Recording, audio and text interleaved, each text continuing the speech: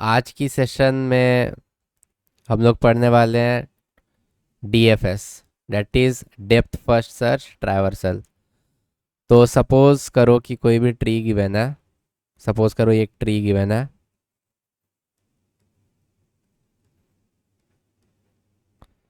1, 2, 3, 4, 5।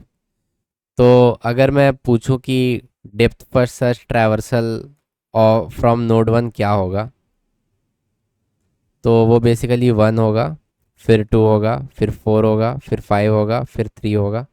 कैसे हम लोग जा रहे हैं? तो हम लोग इस वे में जा रहे हैं। हम लोग सबसे पहले 1 में थे, 1 प्रिंट हुआ। फिर हम लोग नोड 2 में आए, फिर नोड 2 प्रिंट हुआ। फिर हम लोग नोड 4 में आए, नोड 4 प्रिंट हुआ। उसके बाद फिर हम लोग बैक ट्रैक हुए। फिर इसका नोड ये बचा हुआ था, तो फिर 5 प्रिंट हुआ। फिर हम लोग बैक ट्रैक हुए। उसके बाद फिर पीछे गए। फिर नोड 3, फिर नोड 3 प्रिंट हो गया। ठीक है, तो इस वे में हम लोग का प्रिंटिंग हुआ है। ओके, तो अगेन मैं यहाँ लिख देता हूँ 1, 2, 4, 5 and 3. Okay, so this is the depth first search traversal of a tree। और हम लोग अब इसी एल्गोरिदम को सीखने वाले हैं। मैं एक और ट्री बना के दिखा देता हूँ कि ये कैसे काम कर रहा है। सपोज करो ये 1 है, ये 2 है, ये 3 है, ये 4 है, ये 5 है, ये 6 है। सपोज ये एक लीनियर ट्री दिया हुआ है, क्योंकि ये लीनियर है। तो फिर इसका अगर मैं डेप्थ फर्स्ट सर्च बोलूँ, तो सबसे पहले नोड 1 जो है वो प्रिंट हो जाएगा। ओके, नोड 1 प्रिंट होगा। उसके बाद फिर ये जाएगा नोड 2 के पास, नोड 2 प्रिंट होगा। फिर नोड 3 के पास जाएगा, फिर नोड 4 के पास जाएगा, फिर नोड 5 के पास जाएगा, फिर नोड 6 के पास जाएगा। तो इसका जो डेप्थ फर्स्ट सर्च ट्रैवर्सल है वो हो जाएगा 1, 2, 3, 4, 5, 6। ठीक है, सो यही है डीएफएस। अगर मैं एक और एग्जांपल लूँ, तो और बेटर क्लैरिटी के लिए एक और एग्जांपल ले लेते हैं। सपोज करो कि एक ट्री दे रखा है 1, 2, 3, 4, 5, 6, 7। तो इसका जो डेप्थ फर्स्ट सर्च ट्रैवर्सल हो जाएगा वो हो जाएगा। सबसे पहले तो अगर मैं 3 से शुरू कर दूँ, सपोज करो 3 से शुरू करता हूँ, तो 3 के बाद फिर 5 होगा, फिर 6 होगा, फिर 7 होगा, फिर 4 होगा प्रिंट। बिकॉज इस फैशन में हम लोग गए थे 5, 6, 7। फिर back track, back track, back track. 4 print होगा, फिर बैक ट्रैक, फिर 1 प्रिंट होगा, फिर 2 प्रिंट होगा।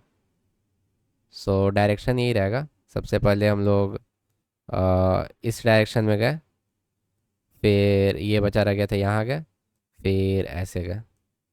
ठीक है, so this is the DFS traversal from node 3। तो हर एक नोड का डीएफएस ट्रैवर्सल हो सकता है, और unique traversal unique DFS possible है। तो अगर मैं नोड 1 का डीएफएस ट्रैवर्सल लिखूं, तो 1, 2, 3, 4, 5, 6, 7 ये भी है। नहीं तो 1, 3, 4, 5, 6, 7 ये भी है। नहीं तो 1, 3, 5। ओके, 2 मैंने नहीं लिखा, 2 भी होगा। 1, 3, 5, 6, 7, 4, 2 ये भी हो सकता है।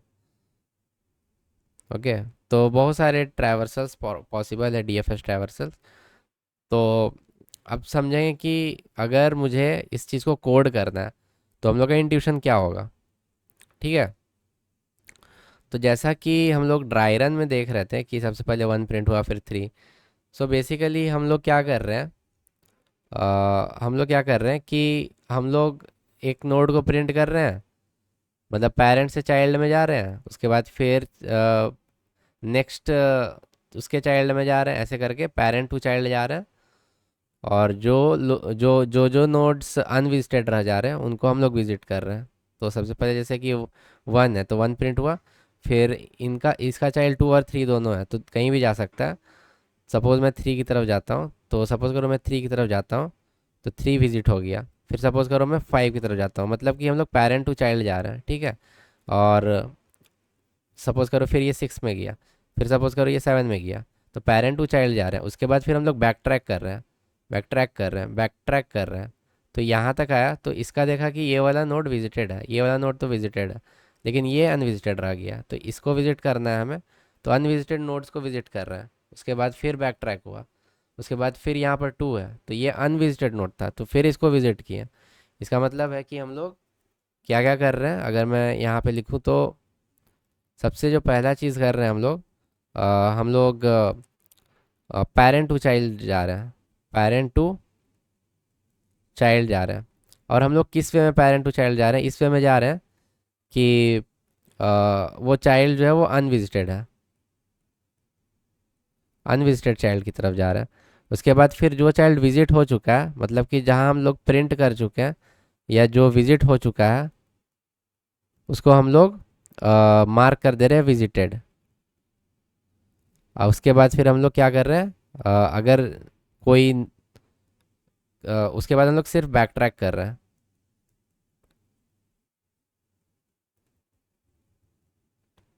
मेरा कहने का मतलब है कि जहाँ पर हम लोग का कोई नोड अवेलेबल नहीं है, अनविजिटेड नोड अवेलेबल नहीं है, तो उस नोड से हम लोग वापस बैक ट्रैक कर दे रहे हैं जब तक कि सारा कनेक्टेड नोड्स विजिट ना हो जाए, ठीक है।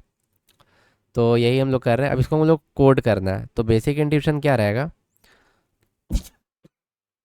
क्योंकि बैक ट्रैकिंग का यूज़ हो रहा है तो यहाँ पे हम लोग रिकर्शन के बारे में सोच सकते हैं, ठीक है। तो डेप्थ फर्स्ट सर्च, इसका मतलब कि हम लोग रिकर्शन का यूज़ करके इसको सॉल्व कर सकते हैं, ठीक है। तो सबसे पहले मैं यहाँ पे एक बता देता हूँ कि हम लोग कैसे प्रोसीड करेंगे। तो बेसिकली हमें ये 3 चीज़ें याद रखनी है कि एक तो पेरेंट टू अनविजिटेड चाइल्ड जाएंगे, और फिर जो चाइल्ड या मतलब जो नोट्स विजिट हो चुके हैं उनको विजिटेड मार्क करके बैक ट्रैक कर देंगे, ठीक है। तो बेसिकली सपोज़ करो इसके लिए हम लोग को एक तो इसका कोड कैसा दिखेगा। तो अगर मुझे इसका कोड करना है, सपोज़ करो एक ट्री गिवन है 1 2 3 4 5 6। तो सबसे पहले मैं वन वन से अगर मुझे शुरू करना है तो 1 का पेरेंट क्या होगा। तो 1 का पेरेंट सपोज करो कुछ नहीं तो -1 मान लो, मैंने पेरेंट ले लिया 1 का, ठीक है। -1 मैंने 1 का पेरेंट ले लिया, ठीक है। तो -1 अगर 1 का पेरेंट है, सपोज करो -1 1 का पेरेंट है, फिर मैंने 1 को विजिट किया तो मैंने 1 प्रिंट किया। फिर जैसे ही मैं 1 पर आया, जैसे ही मैं 1 पर आया तो मैं कहाँ जाऊँगा, मैं 2 और 3 को विजिट करूँगा, क्योंकि मैंने 1 प्रिंट कर दिया तो 2 और 3 को विजिट करूँगा। सपोज़ करो मैं जब 3 को विजिट कर रहा हूँ, जब मैं 3 को विजिट कर रहा हूँ तो 1 का पेरेंट तो -1 है, तो 3 का पेरेंट क्या हो जाएगा, 1 हो जाएगा। 3 का पेरेंट 1 हो गया। फिर मैंने 3 प्रिंट किया। उसके बाद फिर मैंने देखा कि जो पेरेंट है इसका जो एडजेसेंट में है वो ऑलरेडी विजिटेड है। तो मैं ऐसा करता हूँ कि ऐसे करते हैं कि एक एडजेसेंसी वेक्टर बना लेते हैं, उसके बाद फिर ये ड्राई रन करेंगे। सबसे पहले सपोज करो यहाँ मैं एडजेसेंसी वेक्टर बनाता हूँ, तो 1 2 3 4 5 6। सो एडजेसेंसी लिस्ट रिप्रेजेंटेशन हमने पिछले वाले वीडियो में देखा था। तो 1 जो है वो कनेक्टेड है 2 और 3 से, 2 जो है कनेक्टेड है 1 से, 3 जो कनेक्टेड है वो है 1 से, 4 जो कनेक्टेड है वो है 2 से, 5 जो कनेक्टेड है वो है 2 से, और 6 से, और 6 से जो कनेक्टेड है वो 5 से, ठीक है। अब मैं क्या करूँगा कि सबसे पहले मैं 1 से शुरू कर रहा हूँ, तो -1 उसका पेरेंट है। अगर मैं यहाँ पेरेंट मेंटेन करूँ तो -1 अभी पेरेंट है। अब मैं इसको विजिट कर रहा हूँ 1 को, तो 1 को मैं विजिट किया तो 1 मार्क कर दिया, ठीक है। अब यहाँ से मैं DFS कॉल करूँगा तो मैं 2 और 3 में जा सकता हूँ, यहाँ जैसा कि दिख रहा है 2 और 3 में। सपोज़ मैं 2 पे आता हूँ, सपोज़ मैं 2 पे आता हूँ, तो जैसे ही मैं 2 पे आया तो पेरेंट क्या हो जाएगा, तो ये जो अभी मैंने प्रिंट किया था वही पेरेंट हो जाएगा। तो वन पेरेंट हो गया, वन पेरेंट हो गया। अब मैं देखूंगा कि टू के करस्पॉन्डिंग क्या क्या है। तो टू के करस्पॉन्डिंग, मैंने ये गलत बनाया, या टू और टू का फोर और फाइव दोनों हो जाएगा ना। ओके हाँ। तो टू के करस्पॉन्डिंग क्या है, टू के करस्पॉन्डिंग वन है। बट अगर वन देखा जाए तो वन तो इसका पेरेंट है ना, मतलब कि इफ़ करेंट नोड, जो करेंट नोड है मेरा, वो पेरेंट के इक्वल है, तो हम लोग कंटिन्यू करेंगे, मतलब कि हम लोग इग्नोर करेंगे ना। ये चीज़ ध्यान में रखना, ये चीज़ कोडिंग करते समय समझ आ जाएगी। बट अगर करेंट पेरेंट के इक्वल है तब तो कंटिन्यू करेंगे, क्योंकि अभी ये वाला करेंट नोड है, ये करेंट नोड है, और ये पेरेंट है, पेरेंट वन है। तो अगर ये दोनों सेम है तो हम लोग कंटिन्यू करेंगे, क्योंकि हम लोग टू पर गए थे ना, तो ये कंटिन्यू करेंगे। अब कंटिन्यू किए तो फिर आया फोर पर। क्या फोर, फोर जो है, मतलब जो फोर जो है, करेंट अभी टू है, और फोर तो पेरेंट के इक्वल नहीं है ना, पेरेंट तो अभी वन है, मतलब हम लोग फोर को विजिट कर सकते हैं। तो हम लोग फोर पे जाएंगे, तो हम लोग जाएंगे, सबसे पहले तो यहाँ टू प्रिंट कर देंगे, फिर जाएंगे हम लोग फोर पे, फिर जाएंगे हम लोग फोर पे। तो फिर हम लोग फोर पे चले गए। अब जैसे ही हम लोग फोर पे आए, तो फोर का एडजेसेंट कौन है, टू है, टू है। और ये पेरेंट क्या हो जाएगा, पेरेंट भी टू ही रहेगा, तो फोर का एडजेसेंट क्या है, टू है। अब टू को देखा गया तो टू पेरेंट के इक्वल है, मतलब करेंट जो है, करेंट क्या है, फोर है, और पेरेंट क्या है, पेरेंट टू है। दोनों आपस में इक्वल है, मतलब हम लोग कंटिन्यू करेंगे, कंटिन्यू करेंगे। अब फोर, क्योंकि फोर जो है,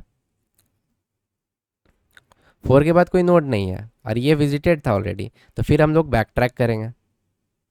फिर यहाँ पे टू पर आया, फिर से यहाँ पे टू पर आया, उसके बाद फिर यहाँ पे फाइव है, फाइव है यहाँ पे, इसको मैं हटा देता हूँ, यहाँ पे फाइव है। ऐसा करते हैं, इरेजर का यूज़ करते हैं।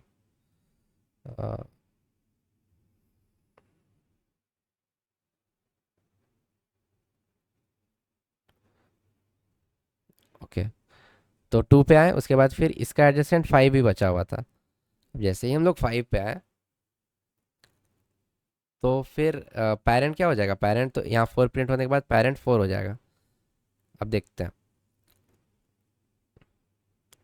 अब क्योंकि इधर फाइव है, सॉरी, पेरेंट एक्चुअली में क्या होगा, यहाँ फोर प्रिंट हुआ, और फिर पेरेंट, क्योंकि फोर विजिट हुआ तो पेरेंट अभी टू ही रहेगा, टू ही रहेगा। अब मैं फाइव को विजिट कर रहा हूँ, फाइव को, फाइव को मैं विजिट कर रहा हूँ, तो उसके बाद फिर मैं फाइव को प्रिंट कर दूंगा, फाइव को प्रिंट कर दूंगा। और क्योंकि उसके बाद फिर फाइव का एडजस्टेंट क्या होगा, फाइव का एडजस्टेंट टू और सिक्स है। अब जैसे कि फाइव में टू आया, लेकिन टू तो ऑलरेडी पेरेंट के इक्वल है, तो कंटिन्यू करेंगे। बट सिक्स आया, तो सिक्स तो इक्वल नहीं ना है, तो फिर पेरेंट के इक्वल नहीं है। तो उसके बाद फिर हम लोग क्या करेंगे कि फाइव प्रिंट करने के बाद सिक्स पर आएंगे, सिक्स प्रिंट करेंगे, सिक्स पर हम लोग आ जाएंगे, सिक्स पर आ गए, सिक्स पर आ गए। अब सिक्स पर आने के बाद फिर से हम लोग बैक ट्रैक करेंगे, फिर हम लोग बैक ट्रैक करेंगे। यहाँ बैक बैक ट्रैक हुआ, फिर यहाँ से बैक ट्रैक हुआ, फिर यहाँ से बैक ट्रैक हुआ, फिर देखो फिर वन पे आ गया, वन का एक थ्री बचा हुआ था। अब थ्री जो है वो अनविजिटेड है, और थ्री पेरेंट के इक्वल भी नहीं है ना, थ्री पेरेंट के इक्वल नहीं, मतलब कि वो अनविजिटेड है। तो फिर हम लोग थ्री प्रिंट करेंगे। So one two four five, यहाँ पे सिक्स छूट गया था, सिक्स थ्री, तो ये आ जाएगा हम लोग का आखिरी आंसर। ओके, सो इस वे में हम लोग कर रहे हैं। सो बेसिकली ये ध्यान में रखना है कि हम लोग एक पेरेंट को इन्वॉल्व में रखेंगे, एक पेरेंट को इन्वॉल्व रखेंगे, ठीक है। तो ये पेरेंट क्या बताएगा कि हम लोग जब ट्रैवर्स कर रहे हैं, हम लोग जब ऊपर से नीचे इस वे में ट्रैवर्स कर रहे हैं, तो अगर इसका ये फर्स्ट नोड है, इसका पेरेंट माइनस वन है, तो इसका नोड, इसका इसका पेरेंट क्या होगा, ये वाला नोड, इसका पेरेंट क्या होगा, ये वाला नोड। और क्योंकि ये दोनों, अगर अगर मुझे इसको प्रिंट करना है, तो ये मैं ये प्रिंट कर दूंगा, फिर मैं इधर जाऊंगा, इधर नहीं जाऊंगा। क्यों इधर नहीं जाऊंगा, क्योंकि ये पेरेंट जो है और ये करेंट जो है, अ, उस समय, क्योंकि अगर सपोज ये वन है, मैं इसको यहाँ पे एक्सप्लेन कर देता हूँ एक बार और। सपोज करो ये वन है, ये टू है, और ये सपोज 1 है, 2 है, 3 है। तो बेसिकली 1 का पेरेंट क्या है, -1। तो मैंने क्या किया, सबसे पहले तो 1 प्रिंट किया। अब 1 का एडजेसेंट में 2 रहेगा तो मैं 2 प्रिंट करूँगा, लेकिन उस समय पेरेंट 1 रहेगा। अब 2 का एडजेसेंट में क्या है, 2 का एडजेसेंट में 3 भी है और 1 भी है, बट मैं देखूंगा कि पेरेंट तो 1 है ना, पेरेंट तो उस समय 1 है, तो पेरेंट 1 है और 2 का एडजेसेंट उस समय 1 है। एडजेसेंसी लिस्ट से हम लोग देखेंगे 2 का एडजेसेंट भी 1 है, तो हम लोग यहाँ इसको इस नोड में दोबारा नहीं जाएंगे, मतलब कि हम लोग का लूप नहीं लगेगा, इसलिए हम लोग पेरेंट को मेंटेन कर रहे हैं, ठीक है।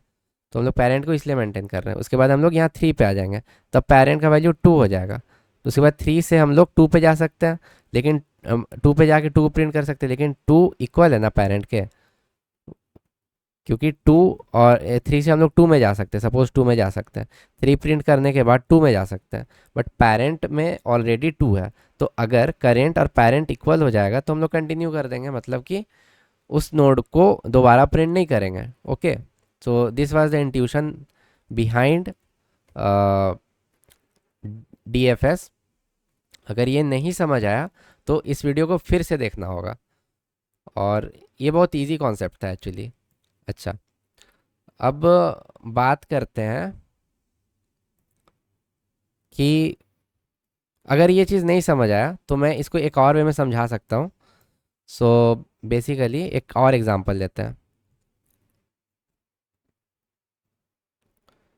सपोज करो ये 1 है, ये 2 है, ये 3 है, ये 4 है, ये 5 है। ओके, सपोज करो इस तरह का ट्री है और मुझे 1 से DFS ट्रैवर्सल शुरू करना है। तो instead of maintaining parent, what we can do is we can maintain a visited array also. Okay, suppose this is 1 2 3, there are 5 nodes, so I maintain 1 2 3 4 5. Okay, so this is a 5 size array, or you can call it vector, and initialize everything with 0. That means they are not visited yet. Okay, these nodes are not visited yet.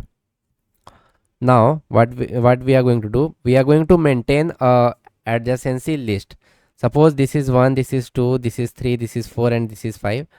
So we can maintain a adjacency list. So 1's neighbor are 2 and 3, 2's neighbor are 1, 3's neighbor are 1 and 4, 4 neighbor is 3 and 5, 5 neighbor is 4. Okay, now if I start my DFS from 1, so suppose I print 1, I mark it as 1, that means it is visited. Now from 1 where we can go? We can go to 2 or we can go to 3. Suppose we go to 2. Suppose we go to 2. 1 has been visited. Suppose we go to 2. So because 2 is unvisited, we will go to 2 and print it. I'm going to print 2. Now 1's adjacent was 3 also. Now we can go to suppose from 2 where we can go to 1. Okay, so from 1 to 2 we went, from 1 to 2 we went, and we marked it as 1 and printed 2. Now what we can do, we can from 2 we can go 1 only, but if I see 1 has already been visited, so we will not go to 1 again and we will not print 1. Okay, now we will backtrack. Now we will go to 3. Now 3 has not been visited, so I mark it 1, I visit it. Now I also mark it over here, so 3 has been visited. Now from 3 we can go to 4. From 3 we can go to 1 or 4. So just look at the adjacency list, it will be clear from here. We can go to 1 or 4. So if I see 1, it has already been visited. If I see 4, it has not been visited. So I visit it, mark it as 4. I visit it over here also. Now from 4, I can either visit 3 or 5. I can either visit 3 or 5. If I see 3, it has already been visited. If I see 5, it has not been visited. I mark it as 1 and visit 5. I mark it as. Now you can clearly see from 5 we can go 4. We can go to 4, but 4 has already been visited. So in this fashion we printed the BFS. We printed the BFS, DFS, sorry, DFS. So this was the overall thing. So there is one way of maintaining a parent element and check if the current element is equal to parent or not. If current element is equal to parent, then we will continue. We will continue with the DFS traversal for other edges. This was the one way, and another way was to maintain a visited array. So with the help of visited array, we can mark, we can see which nodes have been visited till now, and from the adjacency list we will go to further unvisited nodes from parent to child. Okay, so this was the DFS. In the next video we are going to see uh, okay, let me tell you, in the next video we will see uh, various questions on DFS, but for now let's just implement it. Okay, so let's just implement this logic.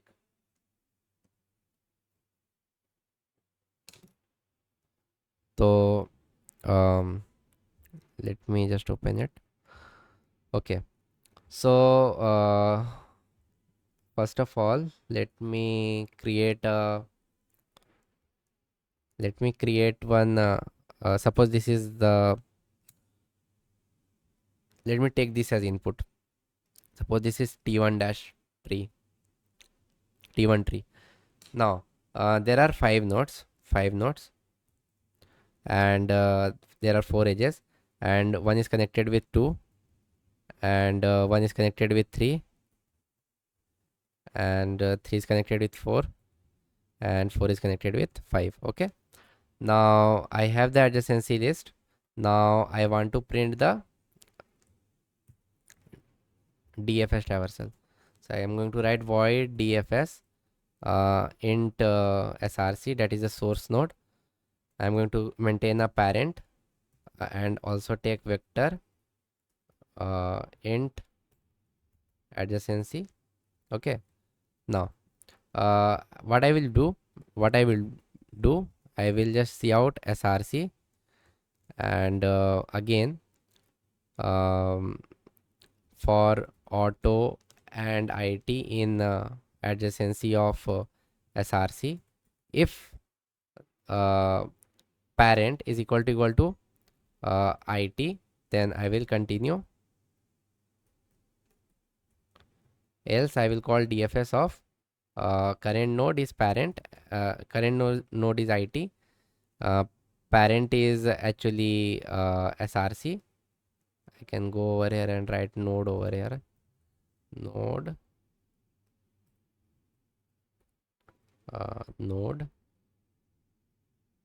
node adjacency list. Okay,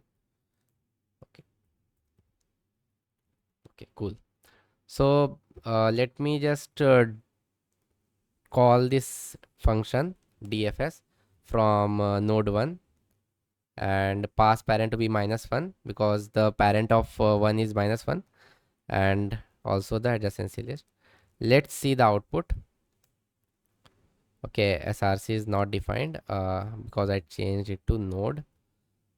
Okay, so you can clearly see the output is 1 2 3 4 5, and that should have been the output.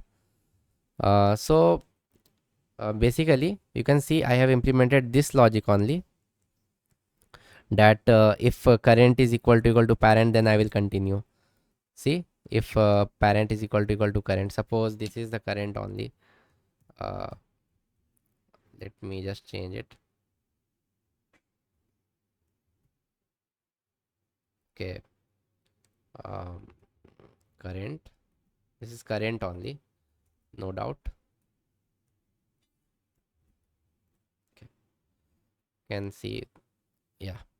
So this is the whole DFS thing. Now let's do it with this method by maintaining a visited vector. So I can maintain a visited vector over here, vector int visited of size. Let's make a boolean vector, boolean visited of size n plus 1 and initialize it as false. Okay, and pass it also, and uh, let's take it by reference vector bool and visited, and I will just mark visited of node equal to true. And if let's just get rid of this, if not visited of uh, current, then I will definitely call DFS for that current node. Okay, and yeah, visited.